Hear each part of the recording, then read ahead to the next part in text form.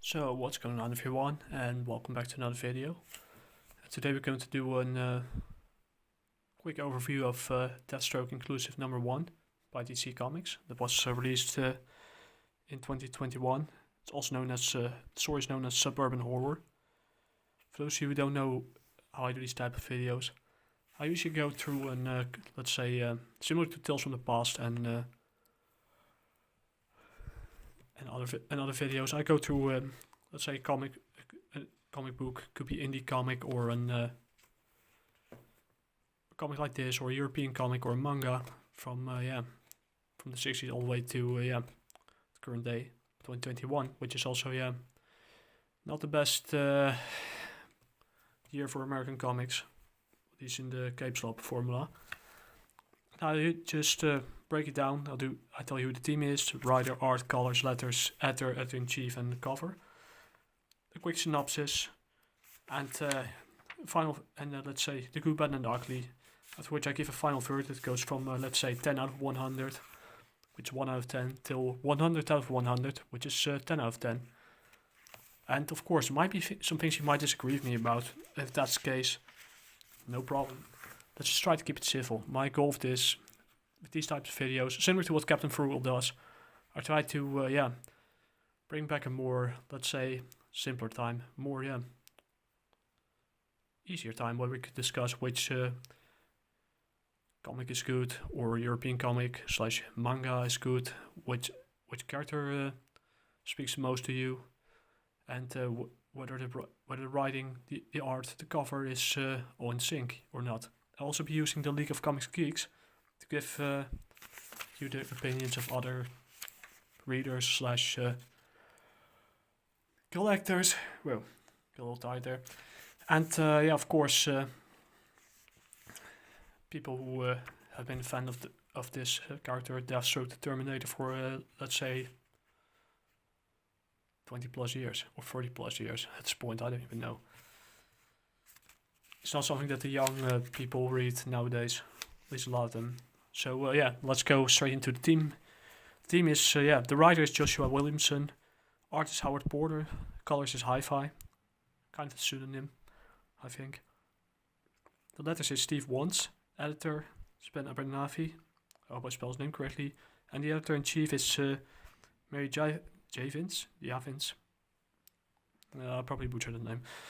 And the cover is made by Howard Porter and Hi-Fi, so let's get straight into the synopsis. The synopsis is quite, interesting, I must say, because there's a lot of everything. After suffering too many losses, Slade decides it's time for a change. And it takes place after a storyline where, apparently he has a certain illness, degenerative disease or something in the trend, but unfortunately it doesn't get described a lot how exactly he got it, or maybe it was it gives me kind of nightmares to what happened to Wolverine when he was before the death of Wolverine, when he was struck by a virus from the microverse, but different story, I digress. And he enlists to turn his life around, to choose a side for once and for all. He decides to enlist to work with T.R.U.S.T, T.R.U.S.T. It's kind of a secret organization that's been around for apparently God knows how long.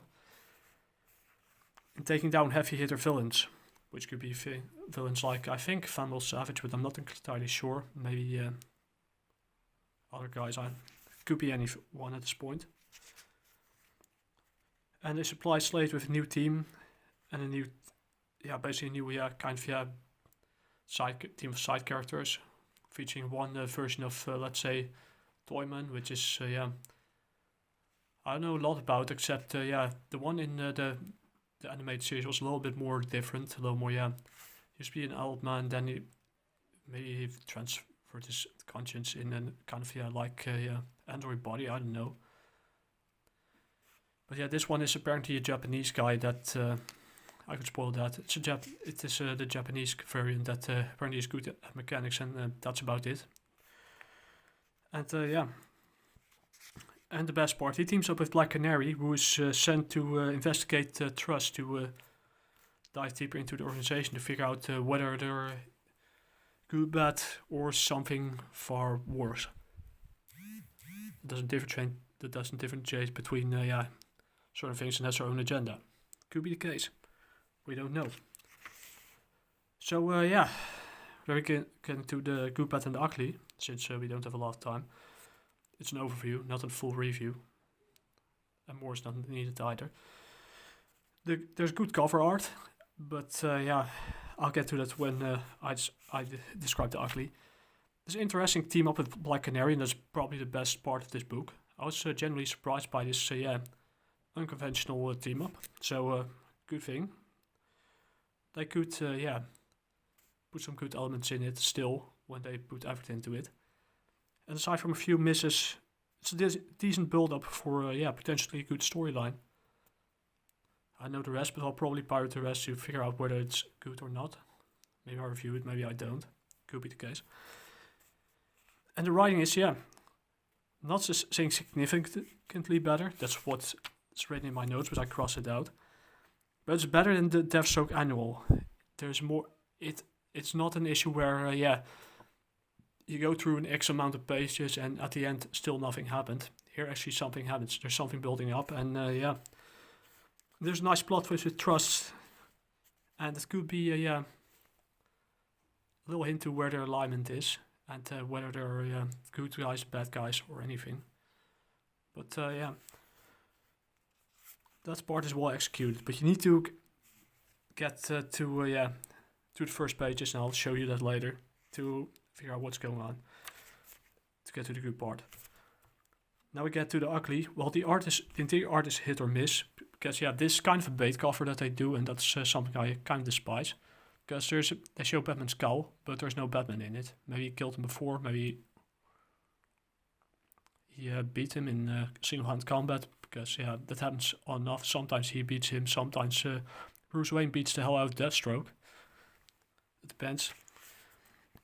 The cover is kind of a bait cover, I already told that. The writing is kind of inconsistent at the beginning, and this is what I kind of mean. I can show you a little bit.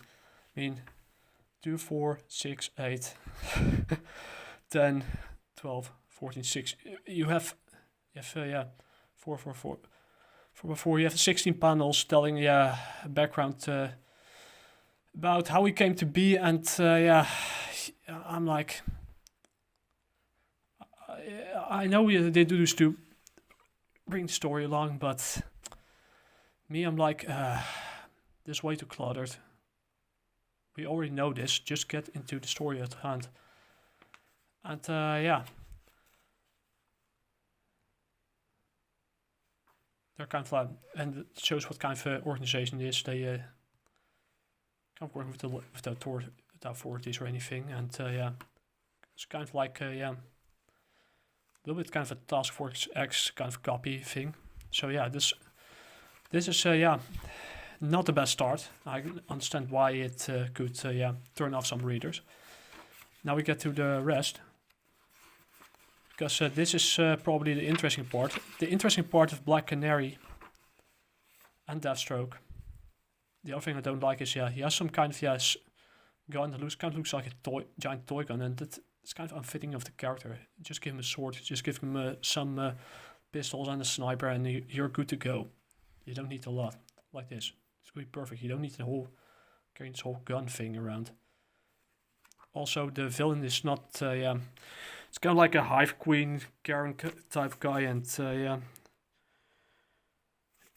it's not the best villain for this type of story, but since the build-up story, I kind of understand where you're going. Also, like I said, the support act is not even that interesting, but not even needed, but they give it a little bit more context to it.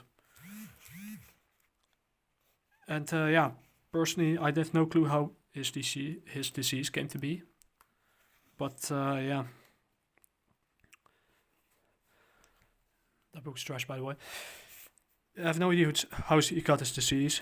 And I'm not a big fan of the hero's journey, because I prefer him to be a little bit more of an anti-hero. But overall, maybe it will happen at the end of the issue, because some things are not meant to last. So we go to the final verdict. Something in my throat. And I was genuinely surprised by it, because a lot of people seem to like this. So the league 342 out of 367 liked it, with a 3.9 average rating, which accumulates into a 93 out of 100. Me, I kind of scored it lower. This is one of the few things where I disagree with the League of Comics geeks. Then again, American comic fans are not that hard to please. But I digress. This is one of the few moments where I disagree with them again. I give this 70 out of 100. It's a decent start, but like I said, writing, art-wise, it's kind of all over the place. You need to get through the first few pages to, get to the good part.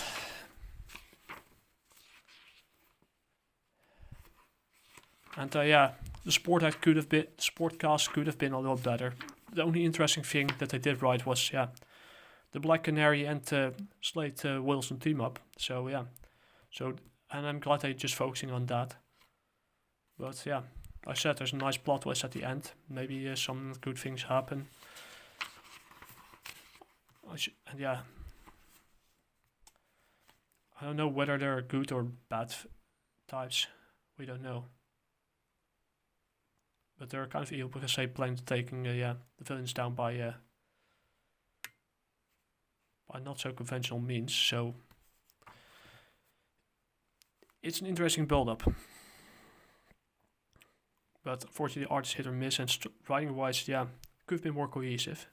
But it's a good start. We'll see where it goes. Anyways, talk to you guys later. Peace.